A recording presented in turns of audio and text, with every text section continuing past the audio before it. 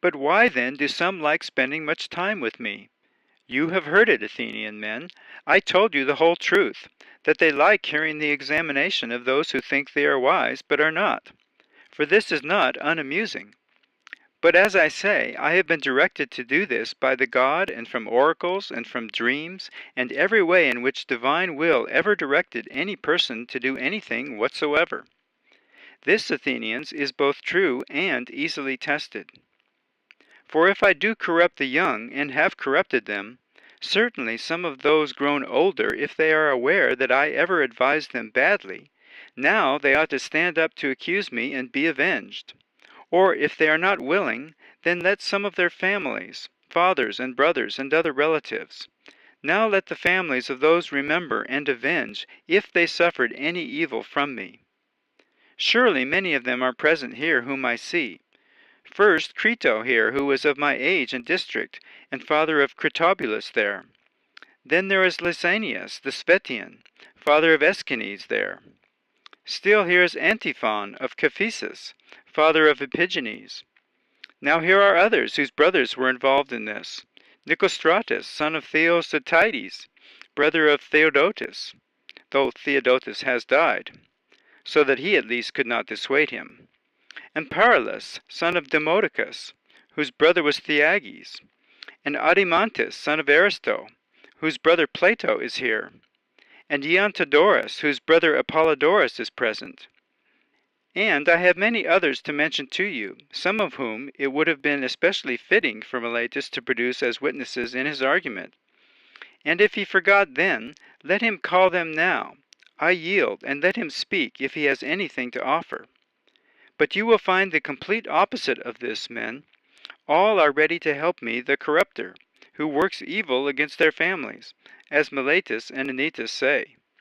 Yet these corrupted may possibly have reason for helping. But the uncorrupted, already older men, their relatives, what other reason do they have for helping me other than right and justice, unless they are aware that Meletus is lying, while I am telling the truth? Well then, men, this and perhaps other such things is nearly all that I would have to say in my defense. Possibly some of you may be irritated when he recalls his own, if he, even in a lesser case contesting a trial, asked and entreated the judges with many tears, bringing up his children especially to arouse pity, and other relatives and many friends. But I will do none of this, even though I seem to be in the ultimate danger of dangers. So possibly some of the more self-willed, considering these things, might hold them against me, and upset about this might cast his vote in anger. Now, if this applies to any of you, though I don't claim it does, but if so, I think it would be reasonable for me to say to him, I too, excellent sir, have relatives, for it is even the same as in Homer. I am not born of oak nor of stone, but from humans. So that I also have relatives and Athenian men, 3 sons, one already a youth, and 2 children. But nevertheless I shall not bring any of them up here to beg you to acquit me. Why should I not do so? Not out of self-will, Athenian men, nor out of disrespect for you, but whether I have confidence in facing death or not is another matter. But I think both in regard to me and you and the whole state, it does not seem to me to be beautiful for me to do any of these things at my age, and having this reputation, whether it is true or false. Nevertheless, it is believed Socrates is somehow different from most people. So if those of you who are supposed to be different, whether in wisdom or courage or any other virtue, did this, it would be disgraceful. I have often seen some of these when on trial, who are thought to be someone, acting strangely, as though they were thinking they would suffer something terrible if they died, as if they would be immortal if you did not kill them. It seems to me they wrap the state in shame, so that even any stranger might suppose that those of the Athenians excelling in virtue, whom they themselves prefer in government and other honors, are no different than women. For these things, Athenian men, should not be done by those thought to be anything. And if we do them, you should not permit it. But make it clear that you will much more likely condemn the one who brings in these pitiful dramas and makes the city ridiculous, than the one who keeps quiet. But apart from appearance, men, it does not seem right to me to implore the judge nor to be acquitted by begging, but to teach and persuade. For the judge is not appointed for this purpose, to grant favors of justice, but to decide these things. And he takes an oath not to favor those who appeal to this, but to judge according to the laws. Therefore we should not become accustomed, nor should you get into the habit of perjuring yourselves, for neither of us would be acting piously. So do not require me, Athenian men, to do such things before you, which I consider are neither beautiful, nor just, nor holy, especially by Zeus, since impiety is the charge brought by Meletus. For clearly, if I could persuade you and by pleading get you to break your oaths, I would be teaching you not to consider the gods. And in my very defense I would be accusing myself of not believing in the gods. But this is far from so, for I believe in them, Athenian men, more than any of my accusers, and I commit to you and to God to decide my case however it will be best for me and for you. I am not upset, Athenian men, at this vote that you have cast against me, but many things contributed to it, and it is not unexpected that this happened to me, but I am much more surprised by the number of votes on each side. I did not think it would be by so little, but by much more. But now it seems if 30 of the votes were changed, I would have been acquitted. So as I suppose my case, I have even now escaped Meletus, and not only been acquitted, but it is clear to everyone that if Anytus and Lycon had not come forward to accuse me, he would have been fined 1,000 drachmas for not receiving a fifth part of the votes. So the man proposes my death. Well, what alternative shall I propose to you, Athenian men? Clearly, should it not be what is deserved? What then? What do I deserve to suffer or pay? Because having learned in life I did not keep quiet, but did not care about what most do, money-making and property and the military, and public speaking, and various offices and associations and factions that occur in the state, believing myself to be too reasonable to be involved in these and be safe. I did not go into those which would not have been a help, neither to you nor to me, but to each individual where the greatest good could be done. As I say, I went into that, trying to persuade each of you not to care for anything of your own before you care about yourself, so as to be best and wisest, nor of the state's interest before the state itself, and so of others to care about them in the same way. What then is such a one as I deserving of suffering? Some good, Athenian men, if it must be proposed in truth according to deserving. And this good thing should be what is appropriate for me. What then is fitting for a poor man who is your benefactor, in need of having leisure so that he can advise you? There is nothing, Athenian men, so fitting as providing food for such a man in the president's hall, much more than if any of you with a horse or pair of horses or a chariot won the Olympics. For he makes you seem happy, but I to be so, and he has no need of support, but I need it. Thus, if it must be proposed according to my just deserving, I propose this, food in the President's hall. Perhaps then to you saying this also in the same way, I seem to be, as with the pity and the pleading, self-willed. But it is not so, Athenians, but rather the following. I am convinced I never willingly wronged any person, but I did not convince you of this, for we have conversed with each other for a short time. Yet, as I believe, if you had a law, even as other people do, not to judge about death in only one day, but in many, you would be convinced. But now in a short time it is not easy to be released from great prejudices.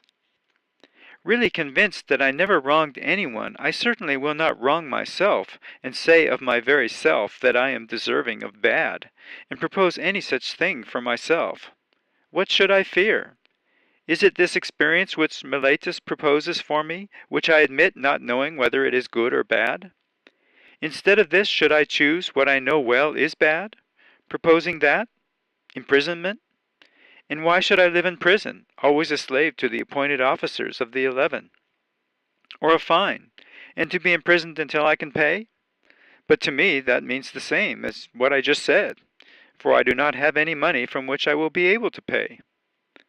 But then shall I propose exile? Perhaps you will propose this for me. However, I would have much attachment to life. If I am so irrational as not to be able to reason that while you, my fellow citizens, who could not bear my pursuits and arguments, but they were too heavy and envy-arousing for you, so that now you are seeking to be relieved from them, but then would others bear the same easily? Far from it, Athenians. So a fine life that would be for me, going out at my age of life, exchanging cities and being driven out from one to another. For know well that wherever I go, the young will listen to my talking, as they do here, even if I drive them away. They themselves, persuading the older ones, will drive me out.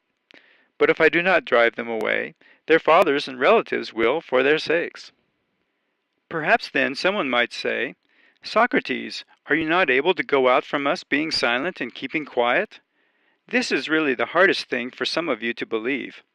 For if I say that this is disobeying the God, and because of this I am unable to keep quiet, you will not believe me as one jesting.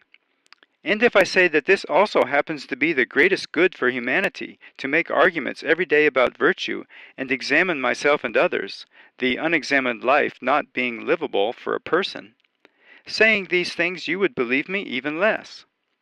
Thus it is as I say, men, but to persuade you is not easy. Besides, I am not used to myself deserving anything bad. If I had money, I would propose to pay as much money as I could, for that would be no harm. But now, for I have none, unless you wish to propose such as I am able to pay. Perhaps I might be able to pay you a mina of silver. So I propose that. But Plato here, Athenian men, and Crito, and Critobulus, and Apollodorus bid me propose 30 minae, and they will be security. So I propose that, and security for your silver will be those trustworthy men. On account of not much time, Athenian men, have you gained a name and blame by those wishing to revile the city, saying, You killed Socrates, a wise man. For those wishing to reproach you will say I am really wise, even if I am not. So if you had waited a short time, this would have occurred for you by itself. For you see my age, that is already far along in life and near death. But I say this not to all of you, but to those who voted for my death. And to those I say something else also. Perhaps you think, men, that I am convinced for lack of such arguments, which would have convinced you, if I had thought it was necessary to do and say anything in order to be acquitted. Far from it. Yet I was convicted through a lack, but not of arguments, but of impudence and shamelessness, and unwillingness to say such things to you which you would have liked to hear, my wailing and moaning and doing and saying many other things that are also unworthy of me, as I say. And such things you are in the habit of hearing from others. But I did not think at the time that it was necessary, on account of the danger, to do anything illiberal. Nor do I now regret the defense that was made. But I much more prefer to die after making this defense than to live after the other kind. For neither in justice nor in war should I nor anyone else contrive how to escape death by every means. For truly in battles often it is clear that one could escape from dying by both abandoning weapons and turning in supplication of the pursuers. And there are many other contrivances in each of these dangers in order to escape death, if one has audacity to do and say anything. However, this is not what is hard, men, escaping death, but it is much harder to escape cowardice, for it runs faster than death. And now, since I am slow and old, I am caught by the slower. But my accusers, since they are clever and quick, by the faster, the bad. And now I go away sentenced by you to death, and they convicted by truth of wickedness and injustice. And I abide by the penalty, even as they do. Perhaps things had to be this way, and I think it is fair. So now, after this, I want to prophesy to you, the ones who voted against me. For I am now at the place in which people often prophesy, when about to die. For I say to you, men who are killing me, punishment will come to you immediately after my death, harder by Zeus than your killing of me. For now you did this thinking to be relieved of giving an account of your life, but the result will be quite contrary for you, as I say. There will be more examining you, whom now I restrained, though you did not realize it. And they will be harder since they are younger, and you will be more irritated. For if you think killing people will prevent someone from reproaching you because you do not search correctly, you do not reason correctly.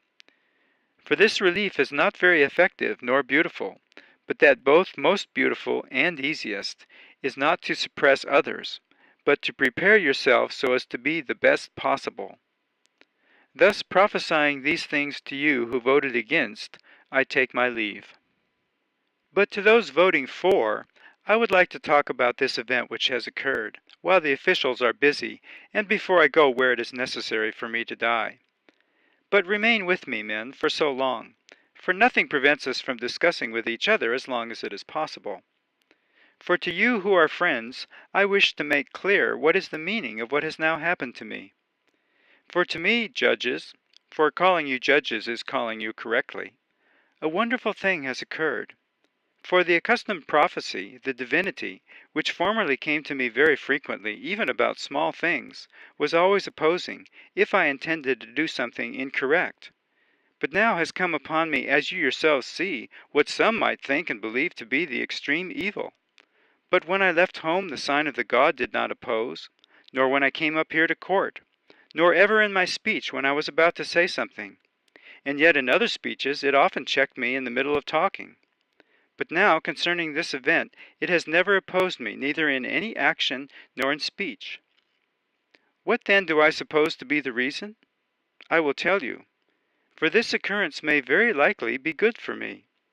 And it is that we who think death is evil do not understand it correctly. A great proof of this has come to me, for surely the usual sign would have opposed me, unless what I intended to do was good. Let us also consider the following. How much hope there is that it is good. For death is one of two things. Either the dead have no being, nor perception, nor anything, or, according to what is said, some change of being happens, and a transmigration of the soul from here to another place. And if it is no perception, but a sleep when one sleeps without seeing any dreams, then death would be a wonderful gain. For I think if one had to pick out that night in which one slept without seeing any dream, and comparing this night to the other nights and days of one's life, and considering it had to say how many days and nights one had lived in one's life better and more pleasantly than that night, I think that not only a private person, but even the great king would find these nights few in comparison to the other days and nights. So if death is such, I say it is a gain. For then all of time thus appears to be really no more than one night. But if death is to leave here for another place, and what is said is true, that all the dead are there, what greater good could there be, judges? For if one arriving in Hades, having left those claiming to be judges, will find the true judges, who are said to judge there, Minos, and Rhadamanthus, and Aeacus, and Triptolemus, and others of the demigods who were just in their lives, would the departure then be lousy? What would any of you give to associate with Orpheus, and Musaeus, and Hesiod, and Homer? For I am willing to die many times if these things are true, since to me this life there would be wonderful, when I might meet Palamedes and Ajax the son of Telamon, or any other of the ancients who died on account of an unjust judgment. Comparing my experiences with theirs, I think would not be unpleasant. And really the greatest would be in examining those there, as I spend my time here, in discovering who is wise, and who thinks he is, but is not. How much would one give, judges, to examine those who led the great army against Troy, or Odysseus, or Sisyphus, or countless others, both men and women, whom I might mention? To discuss and associate with and examine those there would be infinite happiness. At any event, certainly they do not kill there for this, for besides they are happier there than here, and they are already immortal for the rest of time, if what is said is true. But you too, judges, must be hopeful facing death, and consider this one truth, that there is no evil for a good man, neither in living nor dying, and his affairs are not neglected by the gods. Nor are mine now occurring automatically, but this is clear to me, that it is better for me to die now and be released from troubles.